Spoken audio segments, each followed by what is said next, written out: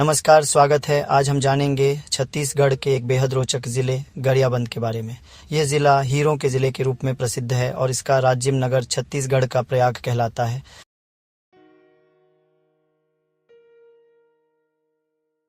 सबसे पहले एक नज़र इस बात पर कि हम क्या क्या जानने वाले हैं।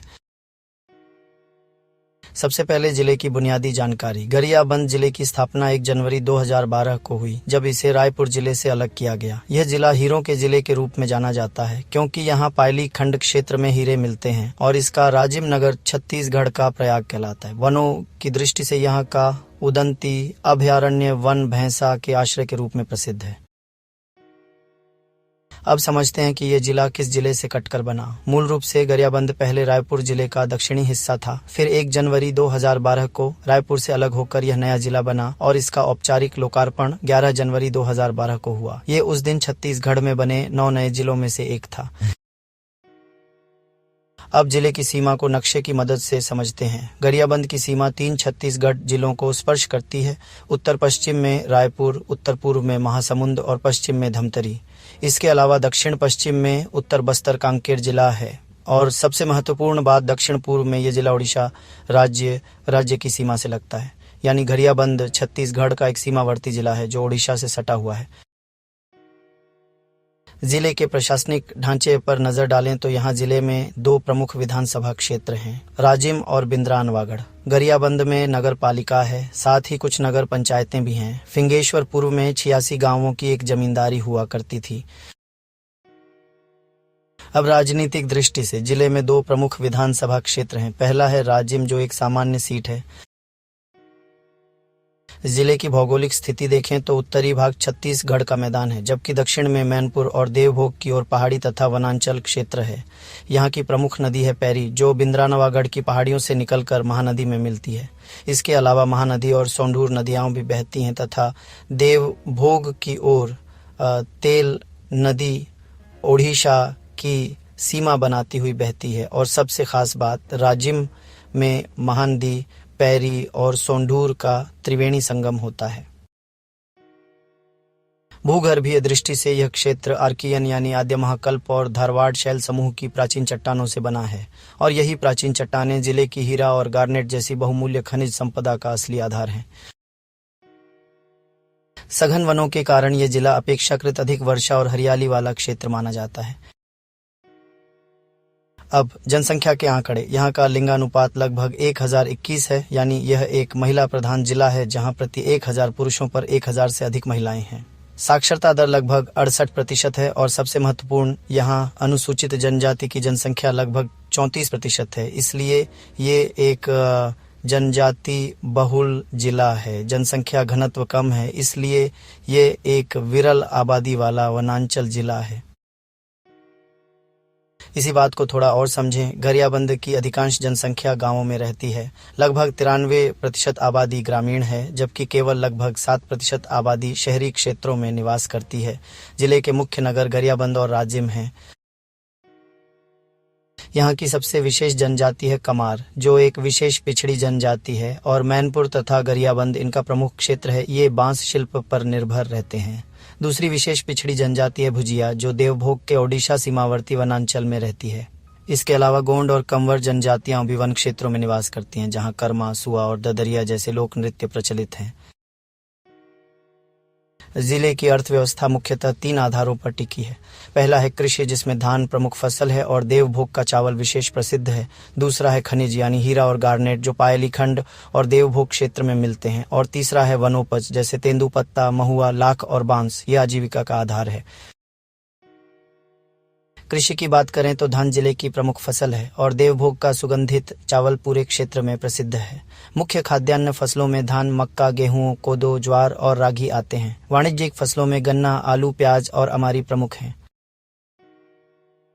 अब दलहन और तिलहन तो फसलों को अलग से जान लेते हैं। प्रमुख दलहन तो फसलों में लाखड़ी यानी तिवड़ा, चना, उड़द, अरहर यानी तुअर और मसूर शामिल हैं और प्रमुख तिलहन फसलों में मूंगफली, तिल, अलसी, सरसों, राई, रामतिल तथा सूरजमुखी आती है। वन संपदा की दृष्टि से गरियाबंद छत्तीसगढ़ के सर्वाधिक वनाच्छादित जिलों में से एक है, जहां लगभग 2/3 भूभाग वनों से ढका है। यहाँ के प्रमुख वृक्षों में साल, सागौन, तेंदू, महुआ और बांस शामिल हैं। तेंदू, पत्ता, महुआ और लाख यहाँ की महत्वपूर्ण वनोपज हैं और बांस तो कमार जनजाति के पारंपरिक शिल्प का आधार है।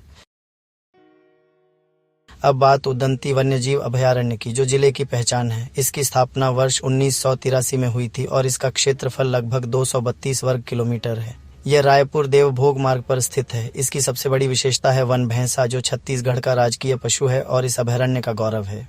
आगे चलकर उदंती को धमतरी के सीतांदी अभयारण्य के साथ मिलाकर उदंती सीतांदी टाइगर रिजर्व बनाया गया। इस टाइगर रिजर्व में कौन कौन से वन्य प्राणी मिलते हैं? सबसे प्रमुख तो है वन भैंसा। इसके अलावा यहाँ बाघ, तेंदुआ, चीतल, सांभर, गौर, भालू, नीलगाय, जंगली सुअर, लकड़बग्घा और उड़न गिलहरी जैसे प्राणी मिलते हैं। साथ ही अनेक प्रकार के पक्षी, सरीसृप और तितली प्रजातियां भी यहाँ पाई जाती हैं। अब जिले की सबसे बड़ी पहचान खनिज संपदा। गरियाबंद को हीरों का जिला कहा जाता है। मैनपुर क्षेत्र के पायली खंड में किम्बरलाइट चट्टानों में हीरे के भंडार मिलते हैं। इसके अलावा बेहराडीह, कोदोमाली, धूपकोट और लाटापारा भी हीरा संभावित क्षेत्र हैं। देवभोग क्षेत्र गार्नेट के लिए प्रसिद्ध है और मड़ाबहल क्षेत्र में लौह अयस्क तथा मैंगनीज भी उपलब्ध है। जिले के प्रमुख खनिज और संसाधन क्षेत्रों को स्थान के साथ याद कर लें। हीरा मैनपुर के पायली खंड में, हीरा संभावित क्षेत्र बेहराडीह और कोदोमाली, गार्नेट देवभोग और परसोली में, लौह अयस्क मड़ा और बहल में। राजिम के पास बासीन में एक स्टोन कटिंग कॉम्प्लेक्स है जो फर्शी पत्थरों के पारंपरिक कारोबार के लिए है और देवभोग का चावल तथा लाख तो प्रसिद्ध हैं ही। अब जिले के इतिहास पुरुषों की बात। सबसे पहले पंडित सुंदरलाल शर्मा।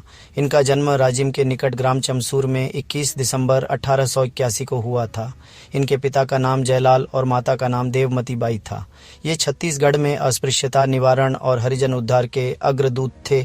गांधी जी ने तो इस कार्य में इन्हें अपना गुरु तक माना। उन्होंने 1905 और 6 में छत्तीसगढ़ में स्वदेशी आंदोलन की शुरुआत की और बंग भंग के विरोध में सक्रिय रहे। 1907 में उन्होंने राजिम में संस्कृत पाठशाला खोली और उन्हें छत्तीस का प्रथम साहित्यकार माना जाता है। दानलीला, राजिम प्रेम प्रसंग, कंकड़ा पच्चीसी और सीता परिणय जैसी अनेक रचनाएं इनके नाम हैं। इनका निधन 28 दिसंबर 1940 को हुआ। दूसरे इतिहास पुरुष हैं संत कवि पवन दीवान, जो राजिम क्षेत्र से जुड़े संत कवि और पूर्व सांसद थे। इनका जन्म 1945 में हुआ। ये छत्तीसगढ़ पृथक राज्य आंदोलन के मुखर नेताओं में से एक थे और छत्तीसगढ़ी अस्मिता के प्रबल पक्षधर रहे। भागवत कथा वाचन के लिए ये जनमानस में बहुत लोकप्रिय थे। राजिम कुंभ की परिकल्पना और आयोजन से भी इनका गहरा नाता रहा। इनका निधन वर्ष 2014 में हुआ और ये राजिम तथा छत्तीसगढ़ की सांस्कृतिक पहचान से अभिन्न रूप से जुड़े रहे।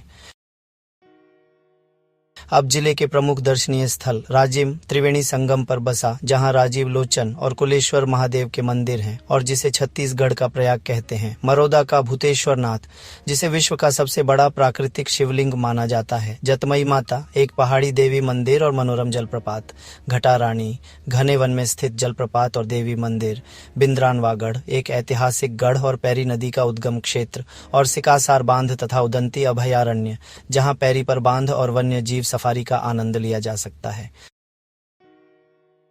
अब जिले का सबसे विशेष आकर्षण राजिम का त्रिवेणी संगम। यहाँ 3 नदियां, महानदी, पैरी और सोंढूर एक साथ मिलती हैं। इसी त्रिवेणी संगम के कारण राजिम को छत्तीसगढ़ का प्रयाग कहा जाता है। ये स्थान वैष्णव और शैव दोनों परंपराओं का केंद्र है।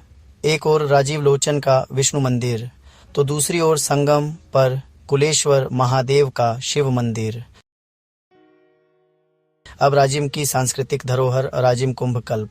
त्रिवेणी संगम पर माघ पूर्णिमा से महाशिवरात्रि तक एक विशाल मेला लगता है। छत्तीसगढ़ शासन ने इसे राजिम कुंभ कल्प यानी राज्य का 5वां कुंभ कहा है। यहाँ राजीव लोचन के विष्णु रूप और कुलेश्वर महादेव के शिव रूप दोनों परंपराओं का अनूठा समन्वय देखने को मिलता है। राजीव लोचन मंदिर का निर्माण नल वंश के राजा विलास तुंग ने लगभग 7वीं 8वीं सदी में कराया था। अब कुछ समसामयिक और विकास से जुड़ी बातें। गरियाबंद नीति आयोग के आकांक्षी जिला कार्यक्रम में शामिल है, जिसके तहत स्वास्थ्य, शिक्षा और पोषण के सूचकांकों पर विशेष ध्यान दिया जा रहा है। जिले में रसायन मुक्त यानी जैविक खेती और वनोपज आधारित आजीविका को बढ़ावा दिया जा रहा है और हीरा गार्नेट जैसी खनिज संपदा जिले की एक नई आर्थिक पहचान बन रही है। अंत में परीक्षा के लिए एक त्वरित रिवीजन। धन्यवाद दोस्तों। वीडियो अच्छा लगे लाइक और चैनल सब्सक्राइब करें। गरियाबंद से संबंधित प्रश्नों को जरूर सॉल्व करें ताकि कॉन्सेप्ट और क्लियर हो सके। इसके लिए पिन कमेंट में जाए, वहां अपना नाम और ईमेल कोई भी डालकर प्रश्नों को हल